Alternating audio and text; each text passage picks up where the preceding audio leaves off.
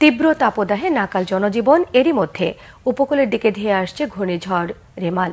বঙ্গোপসাগরে সৃষ্ট হওয়া গভীর নিম্নচাপটি রাতে আরও শক্তি সঞ্চয় করে ঘূর্ণিঝড়ে রূপ নিতে পারে বলে জানিয়েছে আবহাওয়া অধিদপ্তর।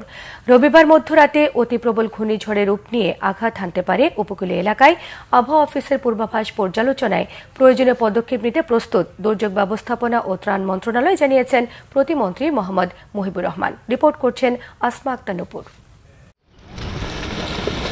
কয়েকদিন ধরে প্রচন্ড তাপদাহে দিশেহারা মানুষ। পানিতে ঝাঁপিয়ে পড়ে একটু প্রশান্তি খুঁজছে শিশু কিশোররা। ইট কাঠের নগরীতে লেকের পানিতে দীর্ঘ সময় সাঁতার কেটে গা জুড়াচ্ছে কোমলমতি শিশুরা। তীব্র তাপদাহের মধ্যে পূর্ব মধ্যসাগরে গভীর নিম্নচাপটি শক্তি সঞ্চয় করে ঘূর্ণিঝড়ে পরিণত হচ্ছে। অতি দ্রুত মাছ ধরার ট্রলারগুলোকে উপকূল অঞ্চলে চলে আসতে নির্দেশ দিয়েছে আবহাওয়া অধিদপ্তর। বাড়ানো হচ্ছে হুঁশিয়ারি সংকেত। গতকালকে নিম্নচাপ ছিল এবং আজকেও সে গভীর নিম্নচাপ আকারে সাগরে বিরাজমান রয়েছে এবং এখন যে কন্ডিশন এবং এর যে cyclone heat potential, vertical wind shear অর্থাৎ ঊর্ধ্ব আকাশের এবং নিম্ন আকাশের বাতাসের গতিবেগের পার্থক্য যদি কম থাকে এবং বাতাসের ঘূর্ণনের শক্তিমাত্রা যদি ক্রমান্বয়ে বৃদ্ধি পেতে থাকে এবং সাইক্লোন হিট পটেনশিয়ালের মান যদি ক্রমান্বয়ে বৃদ্ধি পেতে থাকে, তা সব কিছু সাইক্লোজেনেসিস অর্থাৎ সাইক্লোনে এই গভীর নিম্নচাপটি যে রূপ নেবে তার জন্য খুবই সহায়ক ভূমিকা পালন করে।